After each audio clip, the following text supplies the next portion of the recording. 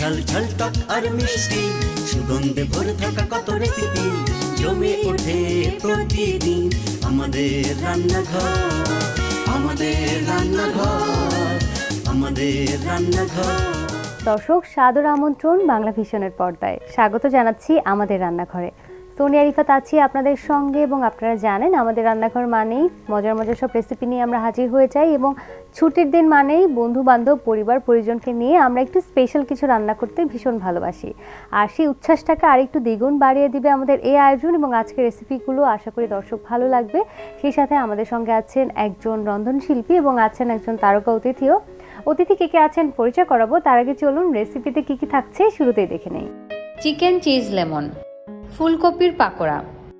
দেখে নিলাম রেসিপিগুলো, এবার চলে যাব অতিথির কাছে এবং শুরুতেই আমার সঙ্গে আছেন বাংলাদেশের স্বনামধন্য একজন রন্ধনশিল্পী ফারজাহান আক্তার মুক্তা। আপা স্বাগত। আসসালামু আলাইকুম আপা, আপনি কেমন আছেন? ওয়ালাইকুম আসসালাম, ভালো আছি, আপনি কেমন আছেন? জি আলহামদুলিল্লাহ ভালো আছি। আজকে কি রেসিপি করছেন? চিকেন চিজ লেমন করতেছি। আচ্ছা, চিকেন চিজ লেমন, এই রেসিপিটি করতে দর্শক কি কি উপকরণ লাগছে শুরুতে দেখে নেই। চিকেন, লবণ, সস, চিলি ফ্লেক্স, অরিগানো কুচি, গোলমরিচের গুঁড়ো, লেমন জেস্ট, লেবু পাতা, বাটার, ময়দা, গুঁড়ো দুধ, চিজ। দেখে নিলাম উপকরণগুলো, এবার সরাসরি চলে যাব রেসিপিতে। আপু শুরু করা যাক তাহলে। আপু আমি হাতটা ধুয়ে নিচ্ছি। হ্যাঁ, এখন এই যে মুরগির বুকের মাংসগুলো, এখানে আমি পরিমাণ মতো লবণ, হালকা টমেটো সস, তারপরে এখানে চিলি ফ্লেক্স। চিলি ফ্লেক্স এটা আপনার ইচ্ছা মতো দিবেন, যে যতটুকু ঝাল খেতে পছন্দ করে অতটুকুই দিবেন। তারপরে এখানে আমি হালকা রসুন কুচি, হালকা আদা কুচি, আর এটা যেহেতু চিজ লেমন চিকেন, তাহলে আমি এখানে একটু লেমন জুসটা দিয়ে দিচ্ছেন। 1 চামচ লেমন জুসটা দিয়ে দিলাম, দিয়ে এটাকে আমি আলতোভাবে মেখে নিব।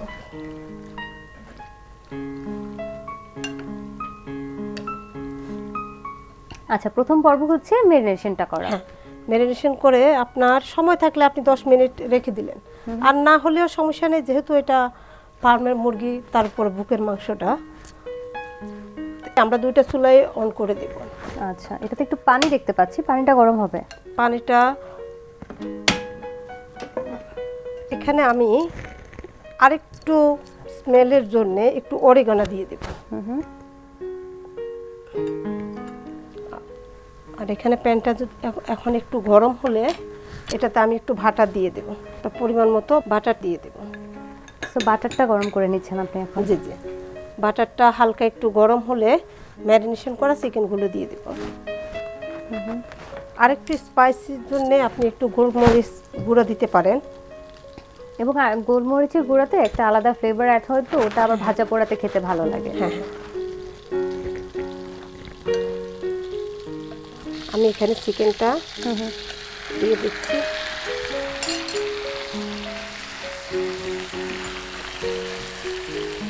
চিকেনটা একটু বাদামি করে নিব। বুকের মাংস যে হাড়টা থাকে, ইচ্ছা করলে ওই হাড়টা এখানে দিয়ে আমি চিকেন স্টকটা করে নিতে পারবো, কিন্তু এখন আমি হাড়টা দিব না, এখানে জাস্ট একটু লেমন গ্রাস স্মেলের জন্য লেমন গ্রাস আর একটা লেবু পাতা দিয়ে দিচ্ছেন।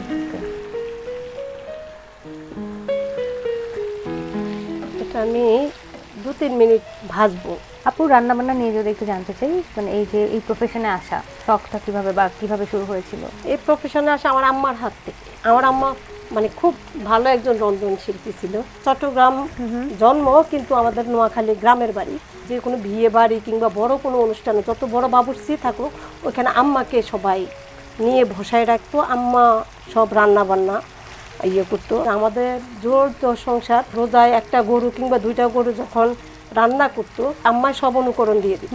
বিশেষ করে ইফতারে বাচ্চারা তো চিকেন ছাড়া চলেই না। আপনি চুলাটা একটু অফ করে দেন। আচ্ছা, এটা কি রেডি হয়ে গেছে? হ্যাঁ হ্যাঁ, আপনি চুলাটা চেঞ্জ করবো। এটা কি জ্বালানো থাকবে না অফ করে দিব? হ্যাঁ, না জ্বালানোই থাকবে। আমি জাস্ট পানিটা নিয়ে নিব আলাদা।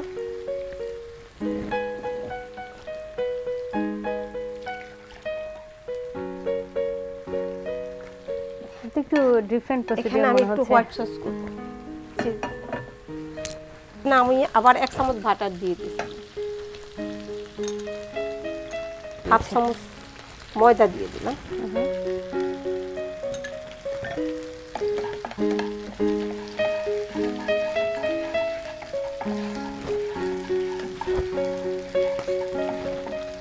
এখানে আমি যে লেমন গ্রাসের যে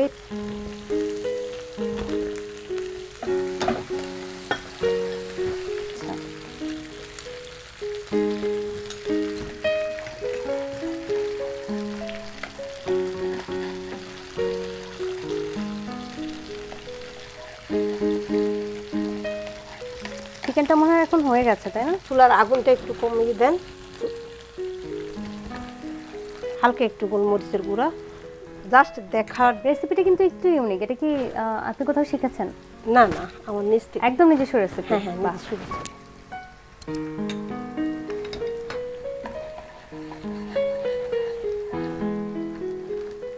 এবার আপু আমি চিকেনে ও এটা দিয়ে দিবেন, তাই না? হ্যাঁ, আমি তাহলে এখানে। একটু এই পাশে নিয়ে আসি। আমি এটা ঢেলে দিয়ে দেব। দিয়ে জাস্ট একটু ফ্রাই প্যানের হাতল দিয়ে এটা এই পাশে রাখতে পারেন। চুলার হিটটা একেবারে লো আছে করে দিবেন।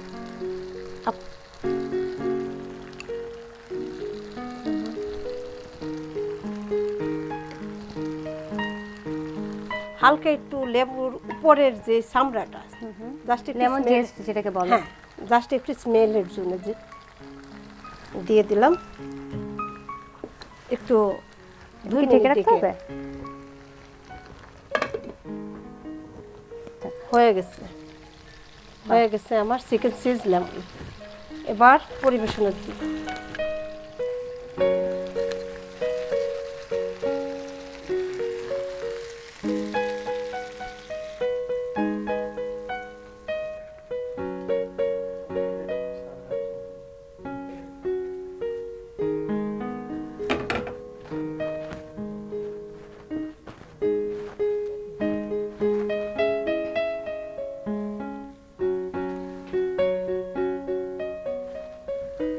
আপা তৈরি হয়ে গেল আমার চিকেন চিজ লেমন।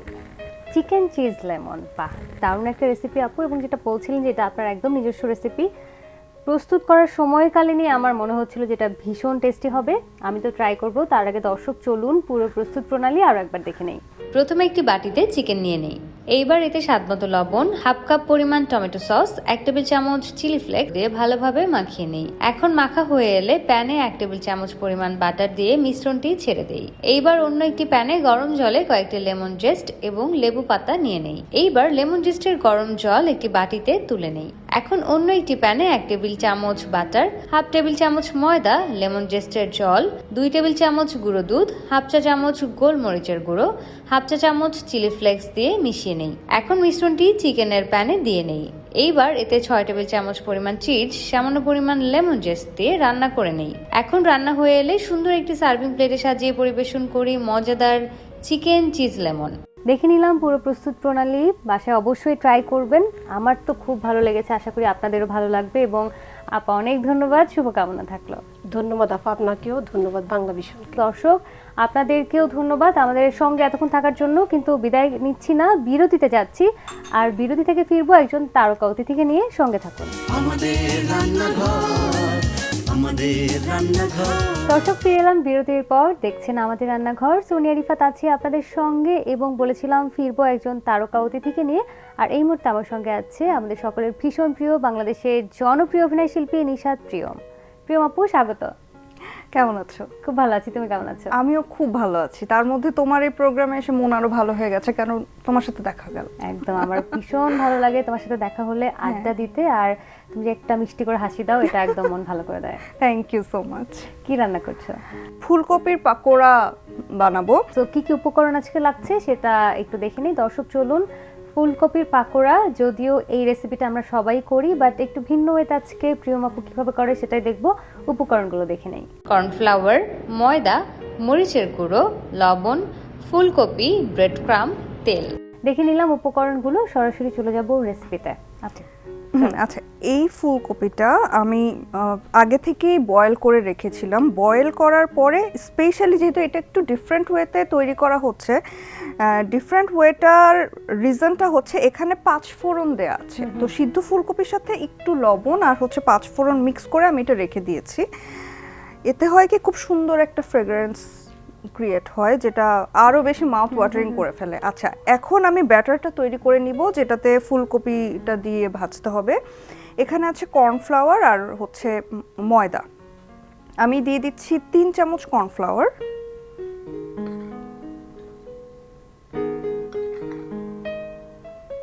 আর 3 চামচ ময়দা। কর্নফ্লাওয়ারটা ইউজ করলে হয় কি খুব ক্রিস্পি হয়, আর ফুলকপির পাকোড়া যদি ক্রিস্পি না হয় তাহলে কিন্তু খুব একটা মজা লাগে না খেতে। যে কোনো পাকোড়া আসলে একটু ক্রিস্পি থাকলে মানে আচ্ছা, আমি খুব স্পাইসি ফুড খেতে পছন্দ করি, তো আমি বেশ অনেকখানি দিয়ে দিলাম মরিচের গুঁড়া। এটা আসলে স্বাদ অনুযায়ী দিবে, যে যেরকম খায়। খেতে আর পছন্দ সামান্য একটু স্বাদ মতো লবণ দিয়ে দিচ্ছি। এর মধ্যে দিয়ে দিতে হবে 1/2 কাপ পরিমাণ নর্মাল টেম্পারেচারের পানি। আমাকে একটু পানিটা প্লিজ এগিয়ে দাও। আমি ঢেলে দিই, বেটার হ্যাঁ। হবে। আমি তুমি দিই, দাও। তুমি দেখো। বাস বাস বাস, আই থিঙ্ক আর একটু লাগবে।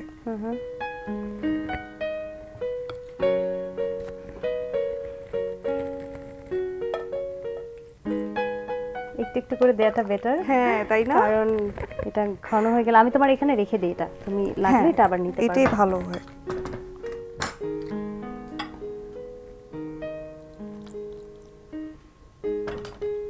তোমার ঝটপট নিজের জন্য কি রান্না করতে ভালো লাগে? ডিম সিদ্ধ। না, ডিমটা আসলে খুবই ঝটপট এবং এটা অনেকখানি এনার্জি দেয়। তো এটা সকালবেলা আমিও করি, যে যখন একদম সময় থাকে না অফিসে যাওয়ার সময় বা শুটিং এ যাওয়ার সময় 2টো ডিম সিদ্ধ করে ব্যাগে নিয়ে নেই, পরে খেয়ে ফেলতে পারি। আপু, ব্যাটারটা কি রেডি হয়ে গেছে? হ্যাঁ, ব্যাটারটা রেডি হয়ে গেছে। এখন এই ব্যাটারের মধ্যে ফুলকপিটা দিয়ে লাস্ট হচ্ছে ব্রেড ক্রাম্বসে গড়িয়ে নিতে হবে। আচ্ছা, তার মানে আমি বার্নারটাও জ্বালিয়ে একটু তেলটা গরম করতে থাকি? হ্যাঁ হ্যাঁ হ্যাঁ, শিওর। এখানে ব্রেড ক্রাম্বসটা একটু ছড়িয়ে নিচ্ছি।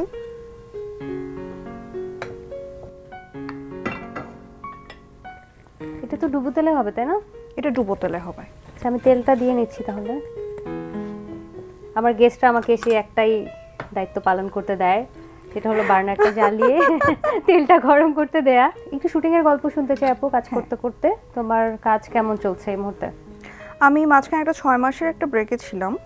আমি একটু দেশের বাইরেও গিয়েছিলাম, আবার একটু ফ্যামিলি রিলেটেড কিছু প্রবলেম ছিল। তো সবকিছু মিলিয়ে এখন আবার নতুন করে কাজ শুরু করেছি, মিডল ক্লাস ফ্যামিলি। সো এইটা শুটিং নিয়ে এখন ব্যস্ত আছি। আর পাশাপাশি 2টো ওয়েব সিরিজেও শুটিং করে রেখেছি। এগুলো আসলে কবে রিলিজ হবে এটা ডিরেক্টরই বলতে পারবেন।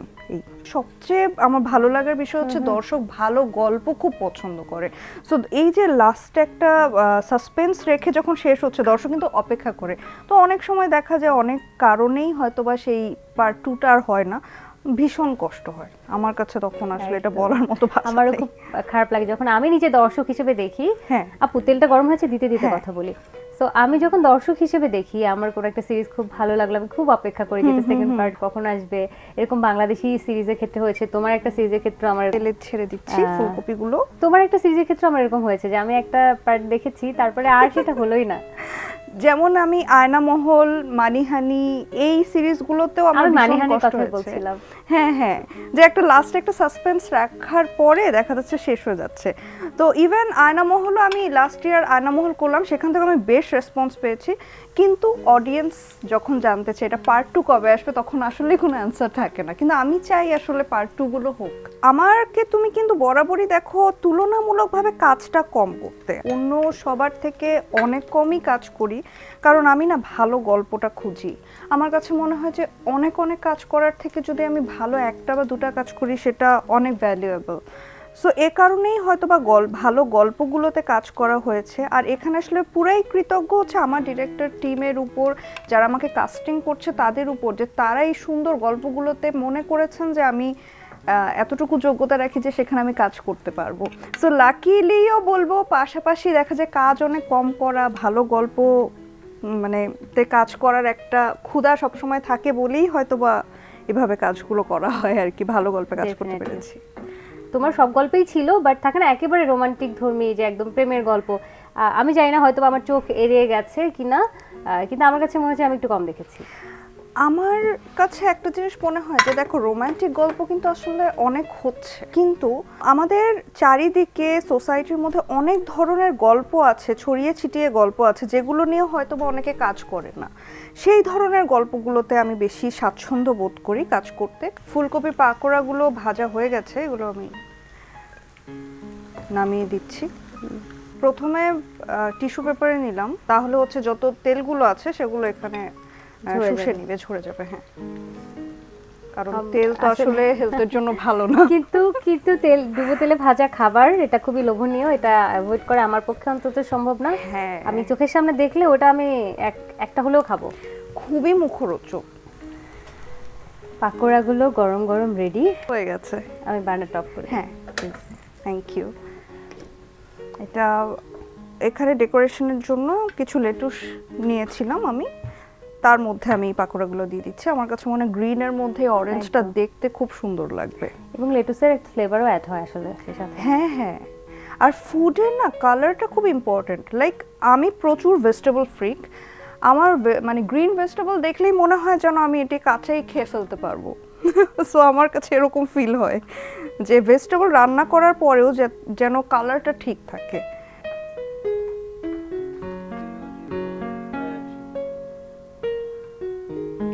আমার ফুলকপির pakora ready, please try it এবং বলো যে কেমন লাগলো। Thank you. পাকোড়া আসলে এটাকে টেস্ট করে রেটিং দেওয়ার কিচ্ছু নেই, বিকজ অলওয়েজ খুবই মজা লাগে। অ্যান্ড দর্শকদেরকে যেটা বলবো, দর্শক চলুন পুরো প্রস্তুত প্রণালী আরও একবার দেখে নেই। প্রথমে একটি বাটিতে 3 টেবিল চামচ কর্নফ্লাওয়ার নিয়ে নেই। এখন এতে 3 টেবিল চামচ ময়দা, 1 টেবিল চামচ মরিচের গুঁড়ো, স্বাদমতো লবণ এবং পরিমাণ মতো পানি দিয়ে হালকা ঘন করে নেই। এখন সেদ্ধ করে রাখা ফুলকপি মিশ্রণে ডুবিয়ে ব্রেড ক্রাম্বে গড়িয়ে ডুবো তেলে ছেড়ে দেই। এখন ভাজা হয়ে এলে সুন্দর একটি সার্ভিং প্লেটে সাজিয়ে পরিবেশন করি মজাদার ফুলকপির পাকোড়া। দর্শক দেখে নিলাম পুরো প্রস্তুত প্রণালী, আরও একবার বাসায় ট্রাই করতে একদমই ভুলবেন না। আর এই ধরনের পাকোড়া তো আমরা সন্ধ্যাবেলা বন্ধু বান্ধব নিয়ে সবাই একসঙ্গে খেতে ভীষণ পছন্দ করি। প্রিয় আপু, অনেক ধন্যবাদ, দারুণ একটা রেসিপি দেখিয়েছো। আরও গল্প করবো তবে একটা বিরতি থেকে ফিরে এসে। ঠিক আছে দর্শক, দেখছেন আমাদের রান্নাঘর, আর এই মুহূর্তে যাচ্ছি ছোট্ট একটা বিরতিতে। কোথাও যাবেন না, ফিরছি এক্ষুনি। আমাদের রান্নাঘর, আমাদের রান্নাঘর। দর্শক, ফিরে এলাম বিরতির পর। দেখছেন আমাদের রান্নাঘর, সোনিয়া রিফাত আছি আপনাদের সঙ্গে, এবং আজ রান্না বান্না আড্ডায় যিনি আমাদের সঙ্গে আছে, আমাদের সকলের ভীষণ প্রিয় একজন মানুষ, বাংলাদেশের জনপ্রিয় অভিনয় শিল্পী নিশাত প্রিয়ম। প্রিয়ম আপু, স্বাগত। নাম নিয়ে কোনো বিড়ম্বনা আছে, মানে প্রিয়ম, প্রিয়ম বা এই যে নাম উচ্চারণ করার ক্ষেত্রে এরকম কখনো হয়? প্রথম দিকে যখন আমার কেউ নাম জিজ্ঞেস করে তখন অনেকের একটু উচ্চারণ করতে অনেক সময় কষ্ট হয়, যে প্রিয়ম এই জিনিসটা অনেকের অনেক সময় একটু কষ্ট হয়। কিন্তু আমি আমার নাম নিয়ে খুব খুশি, মানে আমার বাবা মা এত সুন্দর একটা নাম রেখেছে, আমার কাছে মনে হয় যারাই শুনে তারাই বলে যে আমার নামটা নাকি খুব ইউনিক, সুন্দর, খুব কিউট একটা নাম। হ্যাঁ। দেশের বাইরে যখন তুমি থাকো, মানে ভাতের ক্রেভিংসটা আসলে কতদিন পর শুরু হয়? ভাতের ক্রেভিংস আমার সবসময় যে খুব বেশি থাকে তা না, বাট আমি অল্প একটু কার্ব রেগুলার নিতে পছন্দ করি, কারণ এটা আমাদের হেলথের জন্য খুব ভালো। সেটা ভাত হোক বা রুটি হোক, যেটাই হোক, খুব সামান্য পরিমাণ। দেশের বাইরে গেলে আমার আসলে কষ্ট হয় না, কারণ ওখানে এত ধরনের, এত ভ্যারাইটিসের খাবার থাকে, দেখা যায় যে ভাতের কথা অনেক সময় ভুলে যাই। কিন্তু তারপরেও আমি একটু বাঙালিয়ানা খাবারের মধ্যে সীমাবদ্ধ। সো আমার কাছে আসলে মায়ের হাতের খাবার বা বাঙালি খাবারগুলোর যেই স্বাদ বা আমার কাছে যেই পরিমাণ ভালো লাগে, সেটার সাথে আসলে অন্য কোনো দেশের খাবার কম্পিট করা সম্ভব না আসলে। দেশের বাইরে যখন যাও তখন কোনটা বেশি প্রায়োরিটি দাও, মানে নতুন খাবার টেস্ট করা নাকি শপিং করা? আমি নতুন খাবার টেস্ট করতে পছন্দ করি, শপিং করা থেকেও বেশি। আমি খুব শপিং ফ্রিক না। আমার একটা বিষয় হচ্ছে, আমার যখন মন মেজাজ খারাপ থাকে আমি রান্না করি অথবা শপিং এ চলে যাই, এটা হয়। বাট আমি যে অনেক শপিং ফ্রিক সেটা আমি বলবো না, কিন্তু আমি নতুন নতুন খাবার ট্রাই করতে পছন্দ করি। এখন অবধি আমি সুশি খাই না, সুশিটা খুব কম খাওয়া হয়, বাট এছাড়া ডিফারেন্ট যত খাবার আছে আমার ট্রাই করতে আমি খুব এনজয় করি। ইভেন দেখা যায় আমাদের বাংলাদেশেও, ঢাকাতেও অনেক নতুন নতুন রেস্টুরেন্ট হলে আমি সেখানে চলে যাই ফুড ট্রাই করতে। ধরো তুমি শপিং করলে, তুমি খেলে, মানে কখন বেশি মেজাজ বা মন খারাপ হয়ে যায়? শপিং করে ঠকলে, নাকি একটা খাবার খুব আশা নিয়ে অর্ডার করেছো কিন্তু টেস্ট করে তোমার খুবই মেজাজ খারাপ হয়ে গেল, যে খুব বাজে ছিল? শপিং করে ঠকলে। শপিং করতে হ্যাঁ, টেস্ট নিয়ে আমার ওরকম মন খারাপ বা মেজাজ খারাপ হয় না। আমি তোমাকে দেখেছি সোশ্যাল মিডিয়াতে, তুমি যতটুকু অ্যাক্টিভ, তোমার যারা ফ্যান ফলোয়ার আছে ভীষণ ভালো ভালো কমেন্ট করে, এবং সেটা রেশিও 95% প্লাস, বাট দু একটা তো আসে, তখন কি সেটা তোমাকে ইফেক্ট করে? এফেক্ট করে না, আগে করতো, মানে এখন আর পাত্তা দেই না। কেন? কারণ আমি দেখি যে এই মানুষগুলো, সেটা মিডিয়া পার্সন হোক, মিডিয়ার বাইরে কেউ হোক, জায়গায় negative। সব জায়গায় নেগেটিভ কমেন্ট করে। আমার কাছে মনে হয় ওনারা মেবি মেন্টালি অনেক ফ্রাস্ট্রেটেড, যার কারণে ওনাদের ফ্রাস্ট্রেশনের জায়গাটা হচ্ছে অন্য মানুষের ছবির কমেন্ট বক্স। তো আমার এখন ওগুলো আর কোনো যায় আসে না, বাট আগে এটা খুব হিট করতো, এখন গায়ে নেই না। আর তার মধ্যে তুমি যেটা বললে যে 95%ই দেখা যায় খুব ভালো ভালো কমেন্ট, তো সেটা দেখে মন ভালো হয়ে যায় যে মানুষ আমাকে এতটা ভালোবাসে। অনেক শুভকামনা থাকলো, আর আমি অপেক্ষায় থাকবো যে দুটো ওয়েব সিরিজের কাজ তুমি শেষ করেছো সেগুলো যেন দ্রুত রিলিজ হয়। তোমাকে অনেক অনেক ধন্যবাদ। যখনই তোমার এই প্রোগ্রামটা হয় আমি একদম চলে আসি তোমার সাথে আড্ডা দিতে, কারণ ভীষণ ভালো লাগে তোমার সাথে আড্ডা দিতে আমার। আর বাংলা ভিশনের পুরো পরিবারকে ধন্যবাদ, আমাদের রান্নাঘরে পুরো টিমকে অনেক অনেক ধন্যবাদ এখানে আমাকে ইনভাইট করার জন্য। সবাই ভালো থাকবেন এবং তুমিও খুব ভালো থাকো। অনেক ভালো থেকো আপু, অনেক শুভকামনা থাকলো। এবং দর্শক, আপনাদেরকে অসংখ্য ধন্যবাদ আমাদের সঙ্গে থাকার জন্য। আশা করি আজকের রেসিপিগুলো ভালো লেগেছে, বাসায় অবশ্যই ট্রাই করবেন। আর পরবর্তী পর্বে দেখা হচ্ছে নতুন কোনো রেসিপি নিয়ে, নতুন অতিথিদেরকে সঙ্গে নিয়ে। ততক্ষণ পর্যন্ত সবাই অনেক ভালো থাকুন, সুস্থ থাকুন, বাংলা ভিশনের সাথে থাকুন। আজকের মতো বিদায় নিচ্ছি। টক ঝাল ঝাল টক আর মিষ্টি, সুগন্ধে ভরে থাকা কত রেসিপি, জমে ওঠে প্রতিদিন আমাদের রান্নাঘর, আমাদের রান্নাঘর, আমাদের রান্নাঘর। টক ঝাল ঝাল টক আর মিষ্টি, সুগন্ধে ভরে থাকা কত রেসিপি, জমে ওঠে প্রতিদিন আমাদের রান্নাঘর, আমাদের রান্নাঘর, আমাদের রান্নাঘর।